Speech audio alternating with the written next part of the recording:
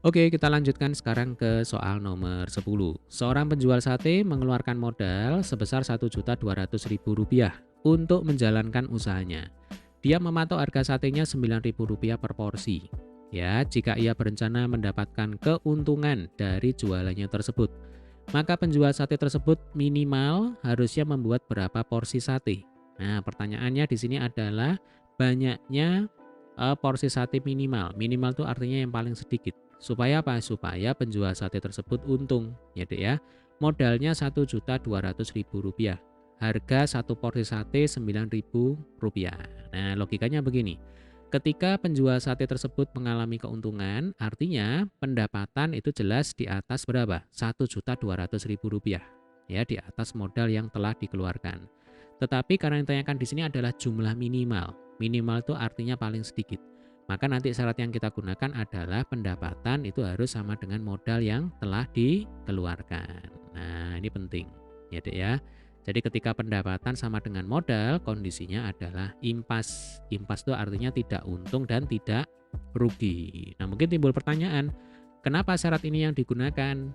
Jawabannya adalah karena yang ditanyakan di soal adalah porsi minimal. Ya, porsi paling sedikit sate yang harus dibuat supaya penjual sate tersebut mengalami keuntungan. Nah, supaya untung, ya berarti supaya nggak rugi, artinya paling tidak harus impas. Nah, kira-kira seperti itu cara berpikirnya. Jelas ya? Jadi, pendapatan yang diperoleh itu akan sama dengan berapa? Rp1.200.000. Nah, tinggal kita hitung. Untuk mendapatkan Rp1.200.000, ini harus membuat berapa porsi sate? Satu porsi sate harganya Rp9.000. Berarti logikanya nanti Rp1.200.000, ya kita bagi saja dengan 9.000. Ya, saya tulis ini ya. Jadi, banyak porsi sate yang harus dibuat, ya berarti Rp1.200.000. Ini totalnya dibagi harga satu porsi sate, yaitu Rp9.000. Nah, ini rasanya nggak bulat ya hasilnya. Jadi ini kalau kita sederhanakan, nolnya dicoret 3 atas dan bawah. Nah, 1.200 ya Dek ya. Ini kalau kita bagi dengan 9, ya ini saya coba dengan menggunakan kalkulator supaya cepat ya Dek ya. Hasilnya ketemunya 133,3333 sekian. Ya, 133,33 dan seterusnya. Nah, ini harus dibulatkan.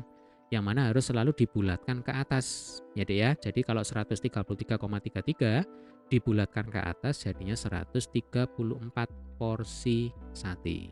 Nah, ini jawabannya. Ya, berarti nomor 10 jawaban yang benar adalah yang B. Ya. Jadi banyaknya porsi sate minimal yang harus dibuat supaya untung adalah 134 porsi.